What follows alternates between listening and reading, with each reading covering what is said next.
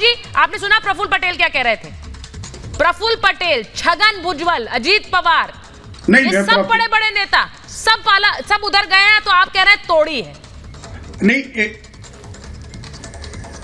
एक मिनट मेरी बात सुन लो। हाँ। सुचिता जी, यही लोगों के बारे में, यही सब लोगों के बारे में आदरणीय पंतप्रधान जी ने कहा था कि इन्होंने 20 लाख करोड़ का भ्रष्टाचार किया, जिसमें से पवार जी ने 20,000 करोड़ का किया। मुझे एक बताइए, अगर जितने भ्रष्टाचारी थे वो सारे के सारे आज इनके मिनिस्टर बन गए, ये कैसा है कि डबल स्टैंडर्ड है ना। मैं अभी बता रहा हूं कि ईडी, सीबीआई और प्रलोभन के भय से ये सरकार तोड़ी गई है। और प्रफुल्ल पटेल की आप बात कर रहे थे, तो जीएमआर की उनकी इंक्वायरी फिर से ओपन कर ली गई।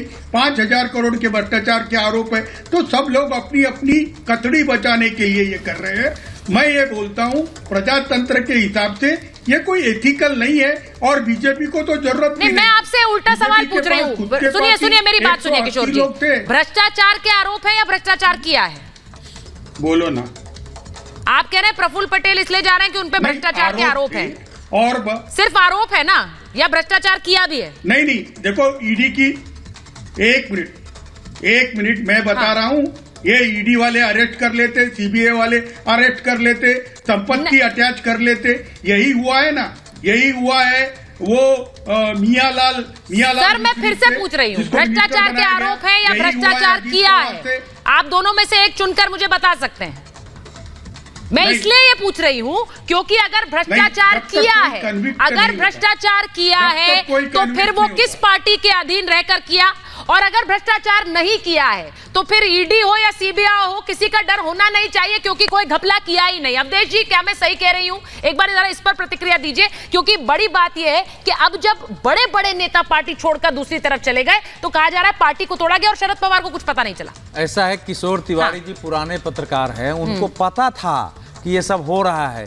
और हम लोगों के अच्छे मित्र, मैं तो कहूंगा कि देश का जो माहौल है आप भी बदलिए। आपको पता है कि देश किस दिशा में जा रहा है, कहां फंसे हुए हैं उद्धव ठाकरे में इस समय। देखो, ये जो कह रहे हैं, मेरा अपना मानना ये है कि अगर यही बात होती कि हाँ सब उसी डर से चले जाते, तो कई लोग इससे ज्यादा देश में हैं जिन पर मुकदमे हैं।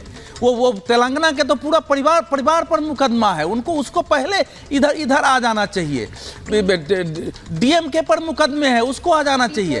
देखिए, अजीत पवार ने सुचरिता आज जो प्रेस कॉन्फ्रेंस किया है, उसकी एक बात सबसे महत्वपूर्ण है और अब बता रही है कि देश में जो मोदी विरोधी मोर्चा खड़ा है वो कितने कमजोर आधार पर टिका हुआ है। उन्होंने पहले उदाहरण दिया कि देश तभी आगे बढ़ा है जब एक नेता के विजन से देश चला है।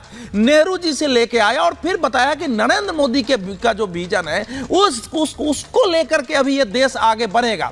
तो एक विचारधारा है आज जो टूटी है, वो केवल ये नहीं कि शरद पवार के खिलाफ कोई विद्रोह है, वो नहीं मान रहे, तो वो तो था ही, लेकिन उसके साथ साथ देश जिस दिशा में जा रहा है, नहीं, ये पॉलिटिकल मेरे पास एक और बड़ी खबर आ रही है। मैं लगातार ब्रेकिंग न्यूज लेती रहूंगी अवधेश जी, चंद्रमोहन जी, क्योंकि खबरें डेवलप हो रही है। उद्धव गुट ने हड़कंप मचा हुआ है क्योंकि उद्धव ठाकरे गुट ने आपात बैठक बुला ली। आप हंस रहे हैं, मंगलवार को उद्धव ठाकरे ने बैठक बुलाई है। अब जिस तरह से आज का घटनाक्रम रहा है, महाविकास अघाड़ी का अस्तित्व क्या खत्म हो गया? क्योंकि उद्धव ठाकरे की पार्टी किस तरह से टूट गई और कहां इस वक्त है एकनाथ शिंदे मुख्यमंत्री हैं, सब जानते हैं। अब एनसीपी का भी क्या वाइप आउट है? मैं एक बार अलीशा के पास जा रही हूं, थोड़ी देर